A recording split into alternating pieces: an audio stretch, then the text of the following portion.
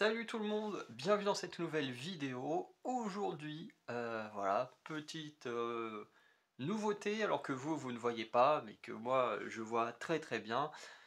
C'est qu'il y a un changement. Alors visuellement, je ne sais pas vraiment à quel point ça va changer. En tout cas, moi pour la technique, ça va changer parce que depuis peu, j'ai un pied, vous le voyez pas, mais vous avez déjà vu hein, le tenir, le bouger et tout. Voilà, donc qui est beaucoup plus stable hein, que mon ancien, dont on voit. Attention, hop là, juste là au niveau de mon petit doigt, là on voit une partie du pied avec le fil, voilà, qui tenait plus du tout et qui était pas terrible hein, honnêtement. Enfin, il était bien pour tenir le téléphone, pour avoir la lumière. Par contre, pour le reste, bah, le fait, c'est le pied en lui-même qui, au bout d'un moment, ne tenait plus.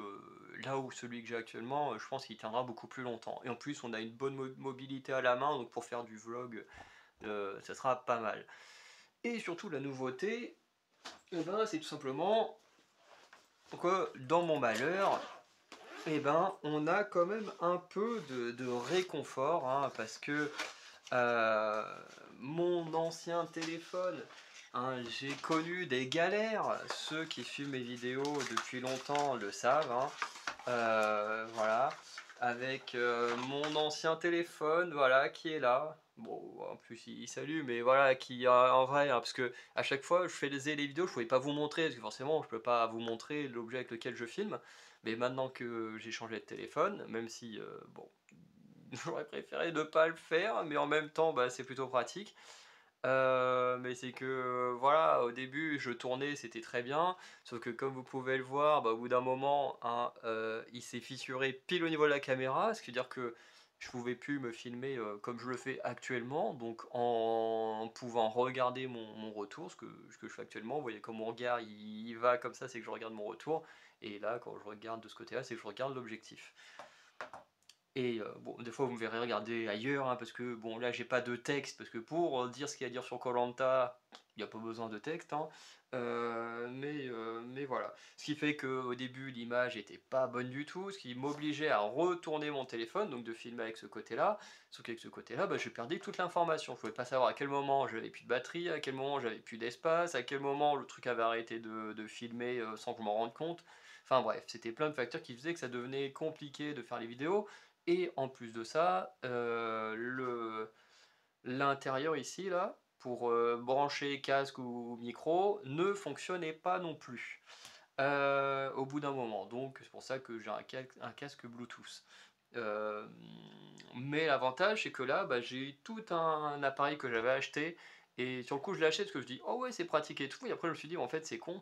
Parce que je peux pas brancher de casque ou quoi que ce soit sur mon téléphone. Et là, j'ai un micro intégré avec mon pied, une lumière, mais il faut que j'achète une pile pour la lumière.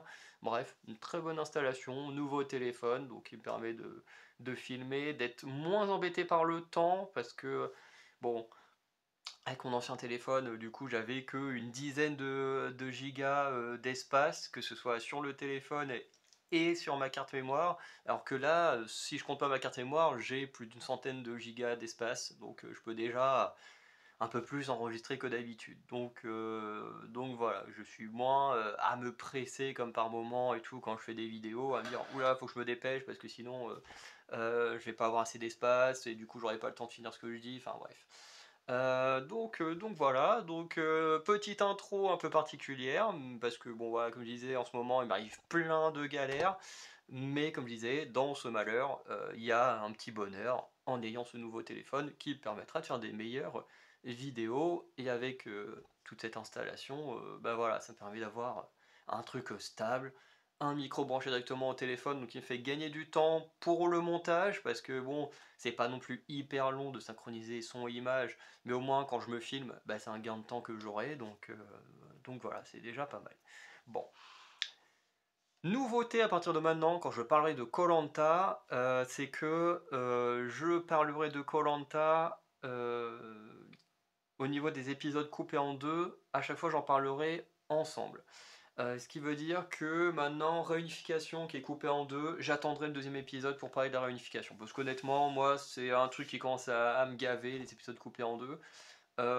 Surtout qu'on est à beaucoup de choses peu intéressantes, hein, où je vous avais déjà montré mes notes en général, les épisodes coupés en deux, bah, j'ai beaucoup de moins de notes que sur un épisode classique, même s'il y a eu des épisodes cette saison où il y avait vraiment rien à raconter. Donc voilà, j'ai pris la décision que à partir de maintenant, réunification. Du coup, vous n'aurez pas de vidéo la première semaine de réunification, mais la deuxième. Pareil pour la finale. Voilà, j'ai pas fait de vidéo pour l'orientation, donc j'en fais une qui fera orientation et poteau et conseils. Voilà, maintenant ce sera comme ça. Je le redirai quand je ferai le petit bilan. Je vais créer 3 petits tournois. Donc, que vous verrez dans une seule vidéo, donc où il y aura le mon aventurier préféré de la saison 3 des traites que j'ai toujours pas faite, mon binôme préféré de Pékin Express, que j'ai toujours pas fait, et en fait c'est parce que je me suis dit koh c'est bientôt terminé, donc autant faire les trois d'un coup. Là où Star Academy, je pense qu'il faut attendre encore au moins 5-6 semaines avant que ça se termine, et peut-être même un peu plus, hein, je sais plus combien ils sont.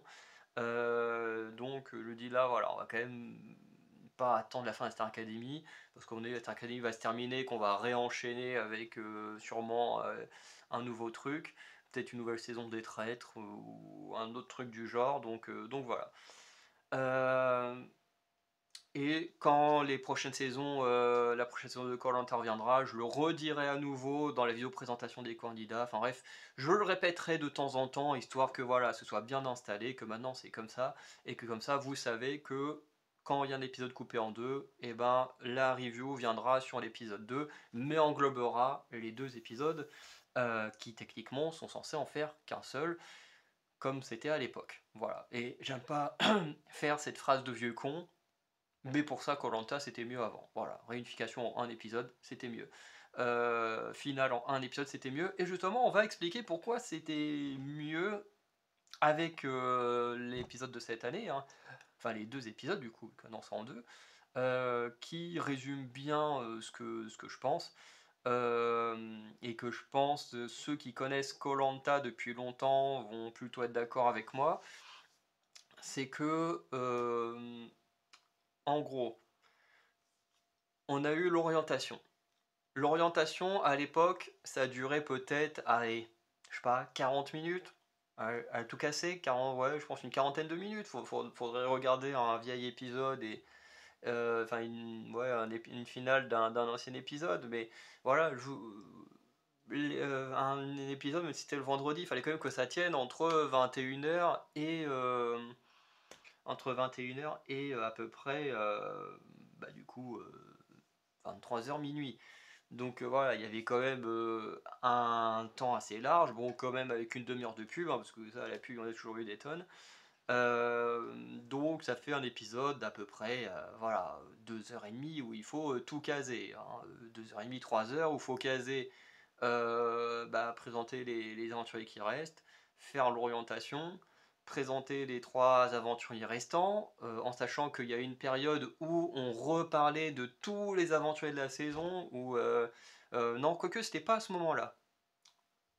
Donc on avait les 3 restants, il y a ces questions, on va revenir sur moi qui me dérange autour de l'argent. Ensuite il y a les poteaux, ensuite les 2 finalistes revenaient là sur toute la saison. Alors là je parle vraiment de saison très très très ancienne, hein. Ça a été délaissé assez vite, si j'ai bonne mémoire.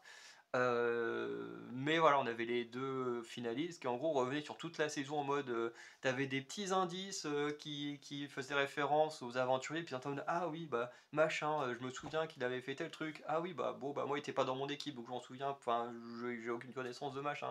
Bref, il y avait un petit moment un peu nostalgique où on revoyait un peu tous les candidats à travers les finalistes, surtout quand c'est 2 finalistes d'équipes différentes, et bah du coup on avait vraiment un petit recap sur tout le monde, c'était vraiment très cool. Ensuite on avait le conseil final, ensuite on avait la partie à Paris, et tout ça tenait en à peu près 3 heures, encore une fois avec les pubs. Euh, et c'était très bien, en fait c'était très bien, certes ça finissait tard, mais le lendemain c'était le samedi. Et certes, il y a beaucoup de gens qui travaillent le samedi, hein. C'est d'ailleurs un argument que j'utilise pour dire à quel point c'est ridicule de se plaindre du mardi soir, parce que, ben, en fait, si tu réfléchis, le samedi, tu as autant de gens qui travaillent que le mercredi. Voilà, là, tous ceux qui font du commerce, ils travaillent le samedi.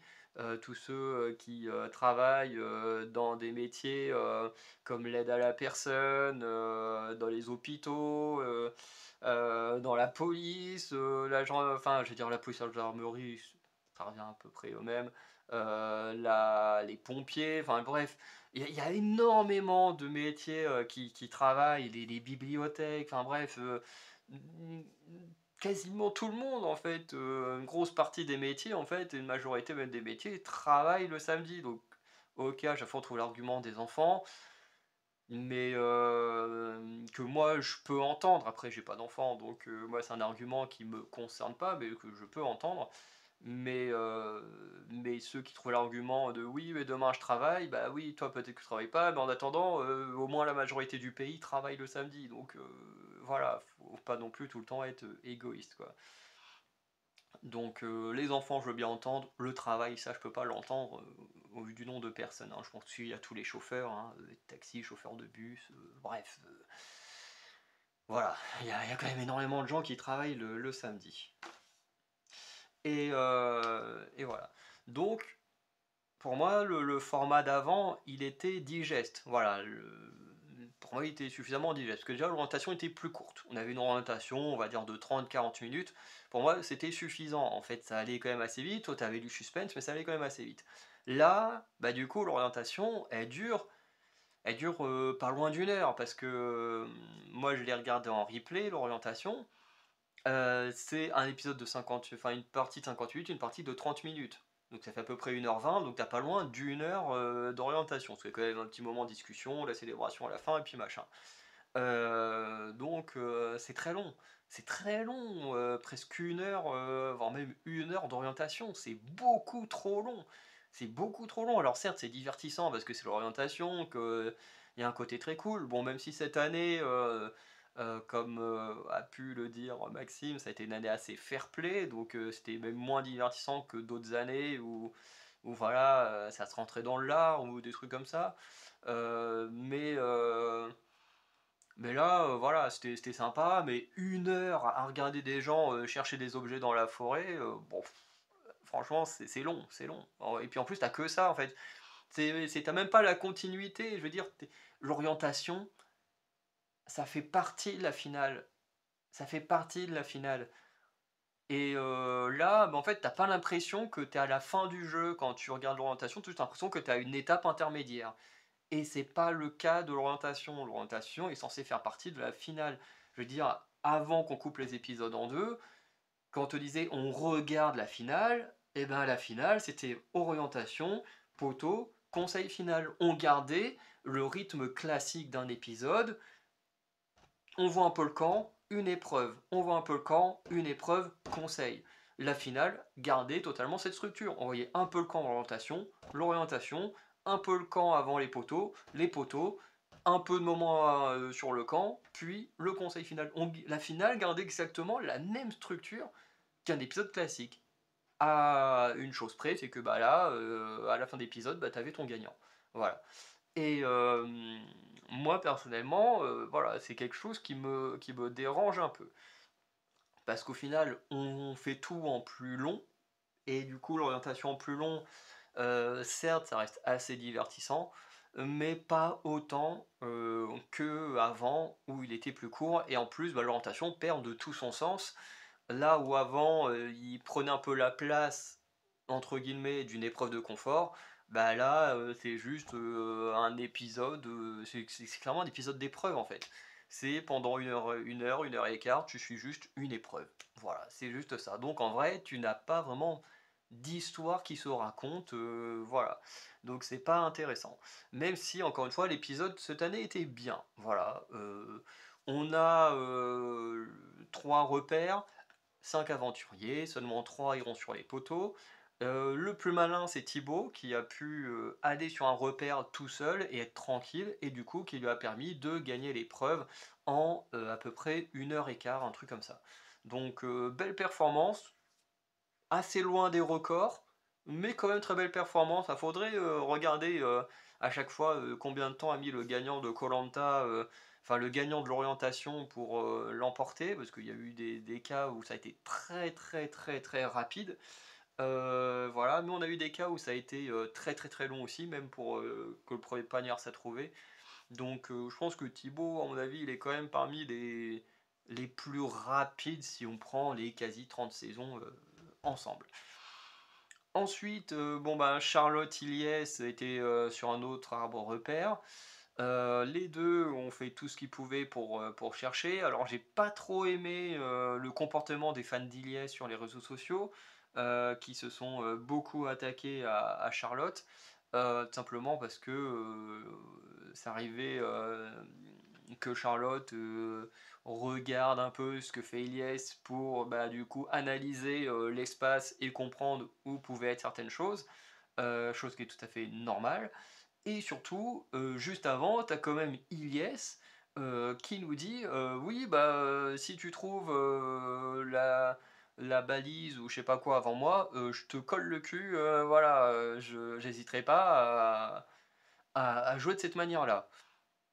Et bah, Charlotte n'a pas fait la même chose, mais c'est vrai que, bah, voilà, elle a quand même checké un peu ce qui se passait autour d'elle, donc qui l'a quand même un peu aidée. Et là, tous les fans d'Ilyes sont venus, l'attaquer et tout sur, enfin l'attaquer, parce que, ils vont pas non plus l'insulter, mais moi sur les réseaux sociaux, sur le groupe de koh où je vais, il y en a beaucoup quand même qui critiquaient, Charlotte. En oubliant totalement, et c'est ça qui m'énerve chez les fans d'Ilyes, c'est qu'en gros, Ilyes, il te dit, moi, si tu trouves la balise, je vais pas me faire chier à la trouver, je vais te suivre, ça les dérange pas, mais que Charlotte puisse à peine checker ce que fait Ilyes pour s'aider elle-même, alors là, par contre, c'est un scandale, ça va pas. Et les soucis se trouvent, c'est oui, il l'a dit, mais il l'a pas fait. Effectivement, il l'a pas fait, puisqu'il a trouvé l'objet en premier. Mais ça n'empêche pas que la parole, elle est déjà grave. Elle est déjà grave, parce que lui, il a dit qu'il le ferait. Charlotte, elle a pas dit qu'elle ferait quelque chose ou qu'elle ne le ferait pas. Donc, moi, c'est quelque chose qui me dérange. Que t'acceptes que Ilyes il le dise, mais t'acceptes pas que les autres le fassent, comme ça va être critiqué sur Cécile, bah non, ça passe pas. C'est complètement incohérent avec vous êtes totalement incohérent. De toute façon, c'est pas d'aujourd'hui que les fans de koh sont incohérents avec leurs propos, ou quand c'est leurs favoris qui font un truc, ça passe, mais dès que c'est quelqu'un qu'ils aiment moins qui fait la même chose, ça passe plus. Bon, ça, c'est pas d'aujourd'hui que les fans de koh sont incohérents comme ça. Mais du coup, Ilyes va quand même trouver le poignard en premier, donc voilà, c'est très bien pour lui, parce que moi, personnellement, je le déteste pas plus que ça. J'ai plus un problème avec ces fans qui ont des réflexions complètement idiotes, plus que lui-même, hein, qui est un aventurier qui mérite d'être sur les poteaux. Alors, j'aime pas le mot qui mérite, mais c'est vrai qu'avec lui, tu peux raconter la belle histoire, hein. Le gars qui était sur l'île maudite et puis qui est venu jusqu'en finale, effectivement, tu racontes une belle histoire avec. Donc voilà, je suis plutôt satisfait, même si honnêtement, je dis tout de suite, moi j'étais Team Charlotte. Voilà, je voulais que Charlotte elle gagne. Voilà, pas autre chose, je voulais que Charlotte gagne. Donc voilà. Euh, à côté de ça, Jacques et Cécile sont sur le même repère. Cécile, il n'y a pas grand chose à dire. Elle va galérer à trouver, mais une fois qu'elle a trouvé, elle est plus ou moins dans la bonne zone. Jacques, lui, il va trouver. Et il va perdre ce qu'il avait trouvé avant de le retrouver. Voilà, c'était assez amusant, mais bon, voilà, pareil, c'était quand même très très long. Charlotte les rejoint. Charlotte et Jacques décident de jouer fair play en essayant de ne pas brûler les étapes. Chose que Cécile va faire, puisqu'à un moment donné, elle se dit, bon bah allez, je suis plus certaine de la couleur de l'orientation que j'avais sur ma balise, donc je retourne voir Denis. Et là qu'elle retourne voir Denis, elle voit que Jacques, lui, il en revient, donc elle dit, bah pourquoi m'emmerder à aller voir Denis et revenir, alors que si Jacques, bah, il fait super bien ses pas et tout, bah, il tombe direct dessus et puis bah, il a gagné, bah, autant que je le suive. Je sais que beaucoup de gens sur les réseaux sociaux n'aiment pas ça, mais moi personnellement ça me dérange pas. En fait, ça fait partie du jeu. Le but du jeu, c'est que tu sois le dernier survivant, peu importe comment tu gagnes. Et en fait, on s'en fout de comment les gens y gagnent à koh. Alors, comment ils gagnent les épreuves, je veux dire, on s'en fout tant qu'il n'y a pas de la tricherie. Voilà, parce que tant que Denis ou la production ne dit rien, c'est qu'on n'est pas en dehors des règles. Et c'est pas au public de faire les règles. Parce que putain, quand je lis ce que les publics aimerait que koh devienne, mais ce serait de la merde. Mais ce serait de la merde, honnêtement, faut le dire, ce serait de la merde. Si on suivait ce que le public veut, ce serait de la merde. Si vous aimez pas la stratégie, bah allez regarder Ninja Warrior ou je ne sais quoi, mais regardez pas koh si la stratégie vous fait chier. Parce que là, suivre les gens, c'est clairement une question de stratégie. C'est me dire, bon, bah, j'aurais peut-être pas le temps d'aller jusqu'à Denis, revenir, donc je vais suivre quelqu'un d'autre. C'est une forme de stratégie. Voilà, comme Charlotte et Jacques, qui décident de rester fair play et de ne pas brûler les étapes, c'est une question de stratégie aussi. Eux, ils font le choix, il y a plusieurs choix qui s'offrent à eux, et ils font le choix de rester fair play, de peut-être perdre du temps à cause de ça et de perdre, mais c'est un choix stratégique. Puisqu'il ne faut pas oublier qu'à la fin, tu vas être jugé sur tout ce que tu as fait pendant ton aventure. Et donc, ben là, tout le monde est stratégique. En fait, même ceux qu'on dit ne pas être stratégiques, ils le sont. Ceux qui se cachent derrière les autres et qui ne font pas Parce que souvent, la stratégie, on la voit comme le fait d'éliminer quelqu'un, entre guillemets, manipuler les votes pour que quelqu'un soit éliminé. Mais c'est pas que ça, la stratégie. Choisir de s'allier à des gens ou pas, c'est une forme de stratégie, parce que tu prends une décision sur avec qui tu vas aller loin ou pas. Quand tu décides de te cacher derrière les autres, comme a pu le faire Clémence à sa première saison, ou plein d'autres l'ont fait, quand tu décides de te cacher comme ça, c'est une forme de stratégie. Tu décides de laisser les autres prendre plus d'importance, donc plus facilement devenir des cibles à éliminer. Et en même temps, bah, tu te trompes pas trop, voilà, t'es là, tu fais ton petit truc, et c'est les autres qui se mouillent. Et en attendant, bah, toi, après, à la fin, t'as juste une bonne image parce que t'as rien fait puisque t'es resté caché. C'est une stratégie. Les mecs, voilà, comme Loïc et tout, qui a été trop gentil, pareil, c'est une forme de stratégie. Voilà. Le fait de suivre les autres et pas dire non, moi je veux pas faire ci, je veux pas faire ça et tout, c'est de la stratégie. C'est une stratégie qui est en mode bah, je veux pas prendre de décision active, donc je prends une décision passive, qui est juste de suivre les autres. C'est de la stratégie. Tout élément à koh tout tes choix, c'est une forme de stratégie. Tu sais qu'à la fin, tu seras jugé sur tout ce que tu fais, donc automatiquement, quand tu arrives, tu vas travailler ton comportement également, tout ce que tu fais, tu vas essayer de faire le mieux pour avoir la meilleure image à la fin. Parce qu'à la fin, bah, si ok, tu gagnes plein d'épreuves, parce que Gustin, par exemple, s'il gagne plein d'épreuves, qu'il allait à la fin, mais personne n'aurait voté pour lui. Personne n'aurait voté pour lui. Il a été tellement infect avec tout le monde qu'en fait, personne n'aurait voté pour lui. Et on l'a vu. Les gens qui étaient encore présents le disaient, il était insupportable. Les gens qui étaient au jury final, ils le disaient tous. On voterait pas Gustin. Voilà, il était insupportable. Donc c'est bien d'être fort sur les épreuves, oui, mais si à côté tu soignes pas ton image, que tu fais pas d'efforts sur plein de trucs, en fait tu peux pas gagner. Donc ceux qui font les mecs hyper gentils et tout, je ne dis pas qu'ils sont pas comme ça dans la vraie vie, mais c'est une forme de stratégie, parce que tu sais que tu gagnes une belle image et qu'à la fin, bah, tu as plus de chances qu'on vote pour toi à la fin.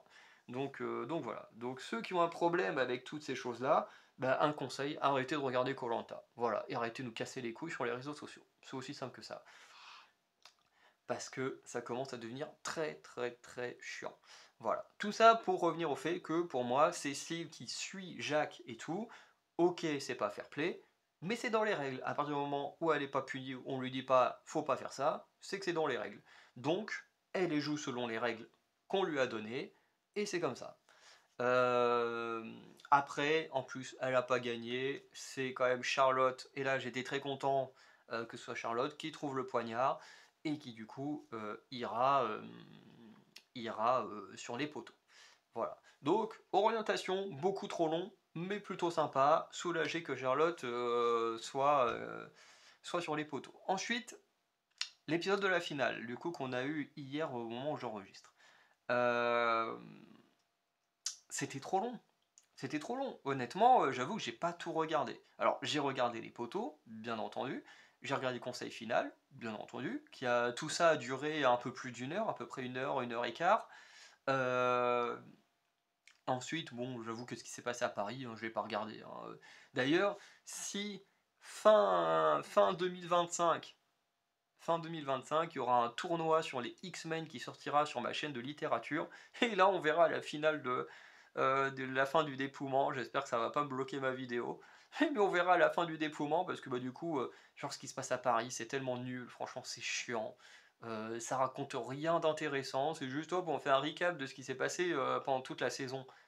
On s'en fout, on s'en fout, on le sait, on a une bonne mémoire quand même. Et même si on n'a pas une bonne mémoire, est-ce qu'on a vraiment besoin d'un recap de presque 1 heure? Non, on n'a pas besoin d'un recap de presque 1 heure, enfin c'est abusé. Donc du coup, pour le truc à Paris, moi honnêtement, je préparais des vidéos pour l'année 2025 et du coup, bon, j'ai vu la finale en faisant enfin le dépouillement en faisant, ma vidéo sur les X-Men. Mais voilà, donc et qui en plus, dépouillement vers 23h30, quand même assez tard. Alors, je trouve que c'est tard parce que, bah, en fait, il y a rien d'intéressant qui se passe dans l'épisode. C'est-à-dire que on arrive, on demande aux aventuriers: «Bon, bah, voilà, est-ce que vous êtes content d'être là? Comment vous avez évolué?» machin. Bon, comment ils ont évolué, ce qu'ils ont appris de koh ça c'est intéressant. Parce que pour ceux qui passent, les castings, ça fait sens, en fait. Parce que quand tu fais ton casting de koh du moins le dossier que tu envoies, tu as justement une des questions qui est, qu'est-ce que va vous apporter koh Enfin, je sais pas si elle est écrite réellement comme ça, mais bref, ça va dans ce sens-là, en mode, vous pensez que koh vous apportera quoi une fois que vous aurez participé à l'émission? Heu et du coup, voilà. Donc le fait qu'après, à la fin de koh que Denis, il leur demande: «Bon, voilà, là, c'est presque fini, vous avez vécu les 40 jours, donc» et bon, bien sûr, il le dit pas en fonction de ce que vous avez écrit dans votre dossier, comment ça s'est passé, mais globalement, nous, personnes qui faisons les candidatures, enfin qui tentent de participer, on sait que cette question, elle existe dans le dossier, donc elle fait plutôt sens, qu'on leur demande, voilà, comment ils ont évolué, machin et tout ça. Par contre, la question de l'argent, pour moi, elle a rien à faire là. Déjà, elle a rien à faire là parce que le public va totalement juger, qui préfère gagner, par rapport au comment dire? À ce que, bah, l'aventurier va faire. Par exemple, si un aventurier dit: «Oui, bon moi je veux juste l'argent pour moi, je veux juste profiter et tout», ce qui est totalement son droit. Je veux dire, un aventurier qui passe 40 jours à survivre dans des conditions pareilles, s'il a envie d'utiliser les 100 000 € pour lui-même, bah, il y a rien qui l'empêche d'utiliser l'argent que pour lui-même. Je veux dire, personne te dit, «Oui, bah, tu dois utiliser ton argent pour des assos ou quoi que ce soit». Je prends l'exemple là parce que forcément, Charlotte, elle veut utiliser l'argent pour des associations qui en plus ont l'air vraiment très intéressantes, hein, son idée et tout. Mais à côté de ça, forcément le public ils vont se dire: «Mais attends, il y en a un, il a l'air hyper égoïste, et tout, alors que l'autre, est hyper humain, veut aider les autres». Donc déjà ça peut jouer, sur les derniers. Alors quand tu as vraiment des favoris purs et tout, bon, forcément, ça ne change rien. Mais quand tu as plus de favoris et tout, ça peut jouer sur la perception des derniers aventuriers, ce que je ne trouve pas juste. Parce que tu dois juger ton gagnant de koh à ce qu'il a fait pendant toute la saison. D'ailleurs, je sais plus quel aventurier dit ça, pendant le conseil final, mais je ne veux et en plus, je crois que c'est Gustin, je crois que c'est lui que je déteste le plus de cette saison, qui je crois, pour une fois, a dit quelque chose de vrai. C'est qu'effectivement, tu dois juger un gagnant par tout ce qu'il a fait pendant son aventure, et non pas sur la finale, ou juste parce que, bah, avec son argent, il veut faire des trucs, plus cool que l'autre. Voilà, je veux dire, tu survis pendant 40 jours tout seul à ça, bah, c'est pas aux autres de juger comment tu vas utiliser l'argent que tu as gagné. Tu l'as gagné toi-même, tu l'utilises comme tu as envie. Voilà. Moi, que Charlotte, elle va faire ça pour des associations, je trouve ça très bien. Que Thibaut, il va faire ça pour sa famille, pour voyager, machin, c'est très bien aussi. C'est plus pour lui-même, mais c'est très bien aussi. Je veux dire, n'importe qui, il doit en faire ce qu'il en veut. Et moi, je trouve que ça ne devrait pas apparaître là. Surtout que, voilà, j'ai fait quelques études en sociologie et tout, dans les langues. Et dans les langues, on compare un peu les sociétés nordiques avec les sociétés françaises. Et c'est vrai que la France a quand même un gros tabou de l'argent. Je veux dire, dès que tu commences à gagner trop d'argent, ben, tu as l'impression que tu peux plus vraiment faire ce que tu veux avec ton argent. Ce qui est pas normal. Voilà. Alors moi, je gagne pas enfin, je gagne pas d'argent. Si, j'ai quand même mon petit boulot dans un centre de documentation. Donc voilà, avec un tout petit peu d'argent parce que je suis à temps partiel étant étudiant. Mais veux dire, voilà, je veux dire, moi, comme je gagne quasiment rien, on va pas me juger sur ce que je fais de mon argent. Par exemple, quelqu'un qui en gagne énormément, lui, on va le juger sur ce qu'il fait et tout. Et ça, c'est un gros problème qu'il y a en France, c'est que, ben voilà, chacun fait ce qu'il veut. Son argent, chacun le gagne en travaillant. Bon, certains, pas de manière très légale, mais voilà, à part pour ceux qui font ça de manière illégale, nous les autres, on devrait pouvoir faire ce qu'on veut de notre argent. Donc voilà.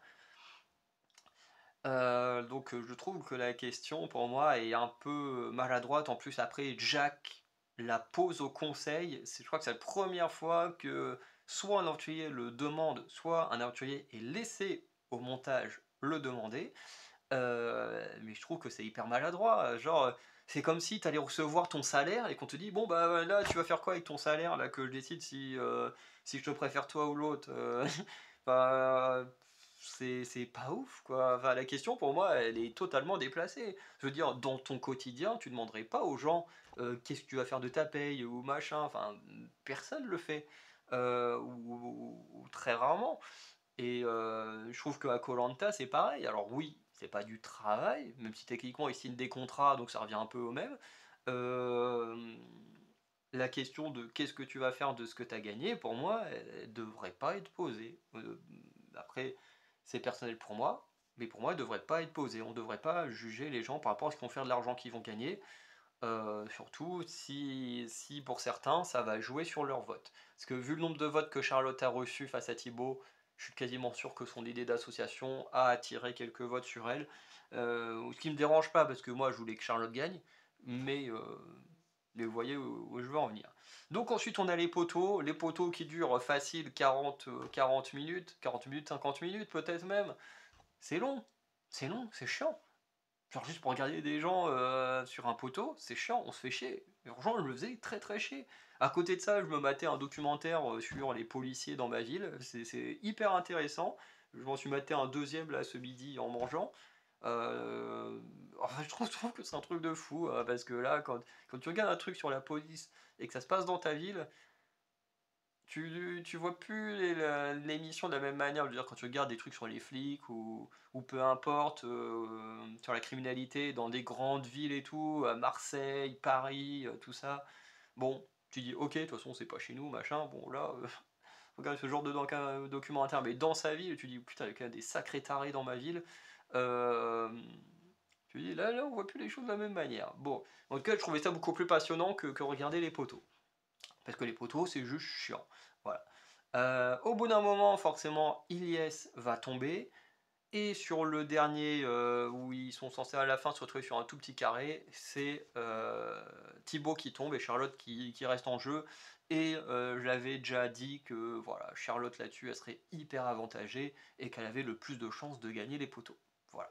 Donc c'était plutôt normal. Alors après, est-ce que j'ai dit en vidéo ou est-ce que j'ai dit sur les groupes Facebook? Je ne sais plus.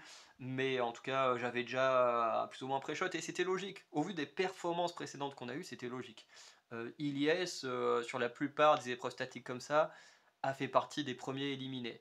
Et là, je trouve qu'il a même fait une belle perf. Quand on compare à ses autres performances sur les épreuves statiques, c'est peut-être sa meilleure perf à Ilyes, hein. Je dis bien sur une épreuve statique. Thibaut, il a toujours été assez fort, mais il n'a jamais non plus gagné sur ses épreuves statiques. Donc forcément, voilà.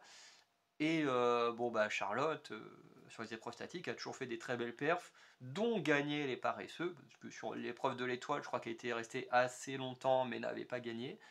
Euh, donc voilà, Charlotte avait très clairement un avantage sur les autres, et ça s'est vérifié sur les poteaux.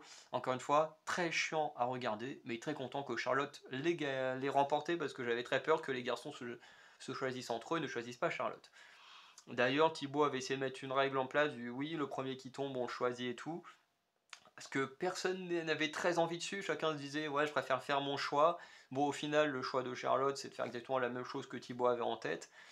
Ilyes, on sait pas, parce que Ilyes, bah, du coup, on lui posera pas la question.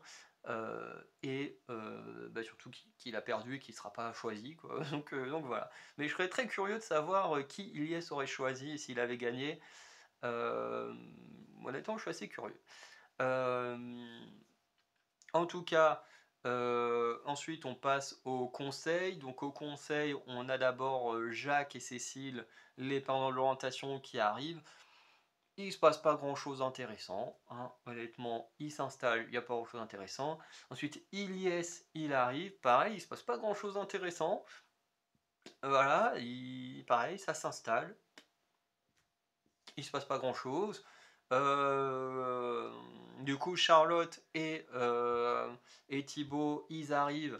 Et ben, à nouveau, il se passe pas grand-chose. Et quand je dis qu'il se passe pas grand-chose, c'est juste que, voilà, c'est plus que tous les échanges sont plus ou moins des compliments, des choses comme ça. Alors c'est très très cool pour les aventuriers, mais c'est vrai que, bon, ça fait pas avancer l'histoire ou quoi que ce soit. Ça reste sympa pour eux, ils méritent les compliments qu'ils ont reçus. Là, le mot mérite, il peut être utilisé, très clairement, sans rougir de son utilisation. Là, ils méritent vraiment les compliments qu'ils ont reçus, hein. Ils ont été jusqu'au bout, avec leurs armes. Et effectivement, recevoir autant de compliments, ils le méritent. Voilà, après ils font leur petit, comment on dit ça? Merde, j'ai oublié comment ça s'appelle. Bref, ils parlent devant le public, le jury pour essayer de les convaincre. Et ensuite, on passe à Paris. Paris, comme j'ai dit, j'ai pas regardé. J'ai juste regardé le dépouillement. Et bon, bah, Thibaut a gagné. Est-ce que Thibaut, ça en fait un bon gagnant? Parce que ça, c'est la grande question sur Facebook. Parce qu'il y a toujours ce débat entre ceux qui disent oui, celui qui gagne les poteaux, il devrait gagner koh. Ceux qui sont comme moi ne sont pas d'accord. Parce que je trouve que c'est complètement débile. Alors, oui, effectivement, sur une saison comme on a eu là, si Charlotte avait gagné, les poteaux, du coup, qui seraient devenus gagnantes de koh, ça aurait pas été déconnant, parce que, bah, en termes de survie, c'était pas autant que Thibaut, mais ça allait. En termes de stratégie, elle a été meilleure que Thibaut. En termes de sport, elle a été meilleure que Thibaut. En termes de social, en soi, elle était pas très, très mauvaise, hein. Franchement, le public l'a détestée, mais on n'a jamais compris pourquoi, parce qu'en vrai, elle s'entendait bien avec la plupart des gens. Il n'y a qu'avec Frédéric où il y avait un problème, et qui est en plus compréhensible, hein. Moi, je préfère Frédéric, mais je comprends beaucoup Charlotte de son choix de virer Frédéric. Et du coup, Charlotte, ok, elle aurait fait une bonne gagnante. Mais on repart quelques années en arrière. On part en 2005. On part en 2005 avec Clémence. Stratégie, elle en fait aucune. Elle fait rien. Niveau social, bon, ça passe, mais c'est pas du niveau de Mohamed. Niveau sport, c'est pas terrible. Alors oui, elle a gagné, je crois, deux ou trois épreuves qui en plus sont les toutes dernières. Vraiment, Clémence a attendu vraiment à la toute fin pour se révéler. Contrairement à Charlotte qui là s'est révélée quand même, certes sur la partie individuelle, mais a pas attendu la dernière épreuve, hein, pour se révéler. Là où Clémence, ça a quand même été très très très tard sa révélation. Voilà, et du coup, il reste quoi? Niveau de la survie, là, c'est compliqué à dire parce que ça date quand même de presque 20 ans. Mais voilà, et là, on va me dire, Clémence, parce qu'elle gagne les poteaux, elle méritait sa victoire. Non, pour moi, Clémence, elle méritait pas de gagner koh en 2005. Donc koh la légende, pas la légende, mais oh, je sais plus comment il s'appelle, mais le deuxième koh que Clémence a gagné, là, elle me dit oui, c'est mérité. Elle a accompli beaucoup plus de choses, comme Hugo, cette saison, a fait beaucoup plus de choses que dans ses saisons précédentes. Et là, oui, je me dis, c'est plus mérité. Mais Clémence en 2005, à côté d'un Mohamed, et d'ailleurs elle-même, c'est la seule stratégie qu'elle fera dans ce premier koh, c'est justement de ne pas choisir Mohamed, parce qu'elle savait qu'en choisissant Mohamed, elle perdait direct koh. Parce que Mohamed, bah, il a clairement le social, il a la stratégie, il est hyper fort dans les épreuves, il est sûrement très bon dans le camp comme la plupart des gens, je pense qu'ils devaient tous à peu près travailler. Euh, et tu te dis, mais oui, elle avait zéro chance. Donc l'argument du oui, celui qui gagne les poteaux, il devrait gagner koh, mais en fait il est ridicule. Quand tu regardes certaines saisons, il est ridicule. Voilà. Clémence en 2005, elle gagne les poteaux, mais ça fait pas d'elle la plus méritante de la saison. T'as un Mohamed juste à côté qui très clairement était celui qui aurait dû gagner. Bon, bah, il n'a pas gagné les poteaux, il en a payé le prix, c'est comme ça. Voilà, mais il y a d'autres saisons, on peut revenir dessus. En 2006, Émilie, je crois que c'est elle qui gagne les poteaux, qui choisit François David, parce que je crois que François David, en plus, il tombe quasiment dès le début. Euh, Bah pareil, Émilie, elle a quasiment rien fait de la saison. Est-ce que elle méritait vraiment de gagner? Bon, là, ils sont double gagnants avec François David. Euh, mais voilà, fait qu'elle gagne les poteaux, est-ce que ça fait qu'elle méritait vraiment de gagner koh Bah, je suis pas totalement d'accord. François David ou Sébastien, Ludovic méritaient peut-être même plus de gagner koh que Émilie.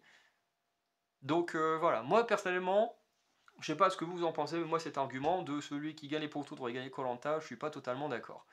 Même si je trouve que sur certaines saisons, tu dis ok, celui qui a gagné poteau, effectivement, a fait les meilleurs, enfin, a rempli les 4S de Freddy. Donc tu dis bon là, ok, on peut l'accepter. Mais voilà.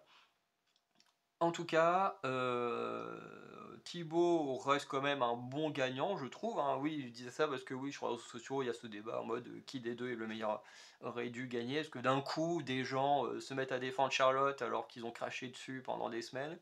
Tu sais même pas pourquoi, d'un coup ils se retournent contre Thibaut. Alors sûrement les fans d'Iliès qui savaient plus où choisir, hein, et qui ont dû choisir un camp. Euh, bah, du coup, voilà, les fans de Thibaut, forcément, qui défendent leur gagnant, hein, voilà. Mais moi, Thibaut, je trouve que c'est un bon gagnant. Bon, socialement, c'était cool, voilà. En survie, c'était très très cool, même le meilleur de la saison en survie, faut quand même le reconnaître. Sur les épreuves, c'était pas si ouf que ça, hein. D'ailleurs, Charlotte et Ilyes, hein, sur les derniers, étaient clairement meilleurs que lui en termes d'épreuves, même s'il aura quand même gagné l'orientation, ce qui n'est pas rien. Et après, en termes de stratégie, bon bah voilà, il a quand même beaucoup plus suivi les stratégies. Après, une fois Frédéric parti, ils ont essayé de se débrouiller comme ils pouvaient. Mais c'est vrai que voilà, quand tu as des mecs comme Frédéric dans l'équipe, bon, tu fais pas le poids en stratégie. Mais je trouve que Thibaut reste quand même un bon gagnant. Voilà. Dernier point sur lequel j'aimerais revenir avant de terminer, qui là ne concerne pas forcément la saison actuelle, hein, qui est une saison plutôt moyenne. Voilà, j'ai envie de dire c'était moyen. Il y a eu des bons épisodes, on a passé de très bons moments. Il y a eu des épisodes voilà, où il n'y avait rien à raconter, où on s'est clairement fait chier. Les épisodes coupés en deux n'aident pas à passer non plus la meilleure des saisons, mais je trouve que c'était plutôt pas mal.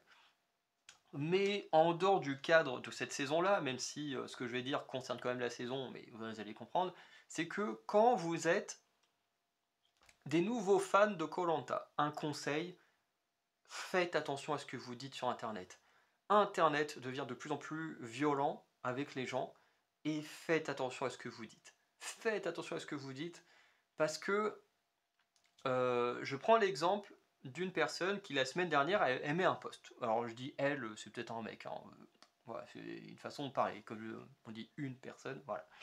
Mais cette personne, elle met un post euh, qui est globalement ouais, c'est première fois de koh qu'on voit trois personnes d'une même équipe sur les poteaux. Alors, effectivement, ceux qui regardent koh depuis longtemps, on sait que c'est faux. On sait que c'est déjà arrivé qu'il y ait des aventuriers d'une même équipe qui étaient sur les poteaux. Je peux penser à François David, Émilie et je crois que c'était Sébastien le troisième, dont on a parlé plus tôt. D'ailleurs, à l'orientation, le quatrième, c'était Ludovic, si j'ai une très bonne mémoire de cette saison-là. Bref, de toute façon, à la fin, il restait que les gens de la même équipe. Donc voilà. À part une femme de l'équipe des plus vieux, parce qu'à l'époque, ils aimaient bien faire les vieux contre les jeunes. Et c'était une personne qui finalement a fini par dégager juste avant l'orientation. Donc voilà, il y a déjà cette saison-là. La saison, le choc des héros, j'en ai plus énormément de souvenirs, mais je suis quasiment sûr que c'est le cas aussi, parce que les sportifs, ils étaient tellement mauvais en stratégie qu'ils se sont fait décimer comme il n'y a pas. Donc quasiment sûr que les poteaux, ils ont été faits que en 100% aventurier, donc l'équipe aventurier. Et je serais même pas étonné que l'orientation, voilà, je serais même pas, je dis bien, je serais pas étonné. Je dis pas qu'il y avait que des aventuriers à l'orientation, mais je serais pas étonné qu'il y ait eu aucun sportif à l'orientation, ça me surprendrait, mais absolument pas. Voilà. Euh, et il y a aussi la saison 18. La saison 18, avec André, Tiffany, Magali, tous les trois sur les poteaux. qui faisait partie de la team des jeunes. Parce que à nouveau, c'était une des dernières saisons où il y a eu la team jeune contre la team ancien. Et du coup, on avait 3 personnes de la même équipe. Alors, je suis sûr que si on recherche, on peut peut-être même trouver plus de saisons comme ça, hein, parce que je me souviens de la saison, Jade et Kevin, là, qui gagnent tous les 2 à égalité, qui étaient tous les 2 de la même équipe. Il suffit que le troisième sur les poteaux était de leur équipe et hop, ça fait une saison en plus. Donc faudrait peut-être faire des recherches, mais voilà, c'est pas la première fois. Et là où je vous dis de faire attention, c'est que moi j'ai vu ça, honnêtement j'ai eu un petit souffle. Franchement, j'ai vu ça, je fais bon, encore quelqu'un qui ne connaît pas plus que ça koh, qui connaît peut-être depuis quelques années, peut-être depuis le Covid ou je ne sais pas, mais qui n'a pas vu beaucoup de saisons et qui effectivement ben, réagit à chaud en disant waouh, waouh, la première fois, tu vois, peut-être la personne elle est en mode oh, waouh, moi c'est la première fois que je vois ça, donc il s'imagine que c'est la première fois. Euh, et en plus, le fait que les anciennes saisons ne soient pas accessibles, ça n'aide pas à vraiment pouvoir s'intéresser plus que ça aux anciennes saisons. Ou alors, il faut aller chercher, je ne sais même pas où, parce que bah, c'est difficile à trouver. Et les vieilles saisons de Pékin Express sont encore plus dures. Euh, mais le truc, c'est comme j'ai dit, moi j'ai juste soufflé. Voilà, je me suis dit, bon, encore quelqu'un qui s'y connaît pas plus que ça, et qui met un petit post et tout, mais ça m'a pas dérangé plus que ça. Voilà. Après, dans les commentaires, faut s'accrocher hein, quand tu fais ce genre de post. Parce que dans les commentaires, bon, t'as des gens qui sont cool. T'as quand même des gens qui sont cool, qui, comme moi, là, je viens de le faire, vont t'énumérer, bah, te dire, bah non, voilà, il y a eu ces cas-là, machin et tout, et qui vont être plutôt cool. Mais il y en a qui en ont rien à foutre de la passion de koh. C'est-à-dire que on est tous passionnés de koh, on devrait tous se respecter, même si on a des aventuriers différents, on devrait tous se respecter et aimer le programme ensemble. Mais la réalité, bah, c'est que ça se passe pas comme ça. C'est que la vérité, ben ouais, tout est compliqué et les gens, voilà, ils peuvent vite devenir violents. Et effectivement, la personne qui a mis ce post-là, j'ai vu des gens lui répondre comme un chien, alors que la personne, ok, elle a fait une erreur, elle s'est trompée, voilà. Mais c'est pas sa faute. C'est pas sa faute. Tout le monde a le droit de se tromper. Enfin, voilà. Donc, tout ça pour vous prévenir que quand vous faites un post sur une émission qui est très très longue comme ça, faites attention à vous parce qu'il y aura toujours des gens qui eux regardent depuis très longtemps et puis bah, qui vous en mettent plein la gueule parce que bah, tous ne sont pas compréhensifs, tous ne sont pas très cool. Et franchement, faites très très attention parce que les réseaux sociaux, c'est une catastrophe. Et le mieux, c'est de se préserver de ces gens-là. Moi, je sais que j'aime bien, parce que j'aime bien débattre avec les gens, mais c'est vrai que des fois, il y en a, en fait, c'est même pas du débat, il y en a, c'est juste de la haine gratuite qu'ils vont partager. Et puis, pas grand-chose de plus, ce qui est un peu triste. Voilà. Donc, on va s'arrêter là. N'hésitez pas à liker, à vous abonner. Putain, vous voyez, je pense, mon regard qui arrête pas de bouger, ça me fait bizarre de retrouver cette façon de filmer, mais ça fait du bien. Donc voilà, n'hésitez pas à liker, à vous abonner, à laisser un petit don sur Tipeee pour soutenir nos projets, à me dire en commentaire également ce que vous avez pensé de l'orientation et des poteaux. Personnellement, je trouve que c'était beaucoup trop long et qu'il n'y avait pas grand chose à raconter, mais n'hésitez pas à me dire ce que vous en pensez. N'hésitez pas à me dire aussi ce que vous pensez de Thibaut gagnant. Moi, personnellement, je trouve que c'est un bon gagnant, même si sur ceux qui restaient, j'aurais préféré Charlotte, mais c'est comme ça, c'est mon avis personnel, donc n'hésitez pas à donner le vôtre. Voilà, et puis la semaine prochaine, je vais faire mon max pour vous sortir une petite vidéo avec 3 tournois en une vidéo qui compilera mon aventurier préféré des traîtres de koh et mon bilan préféré de Pékin Express qu'on a eu dans les saisons qu'on a chroniquées ces dernières semaines. Voilà, donc, passez une bonne journée, une bonne soirée, je vous dis à très bientôt. Ciao.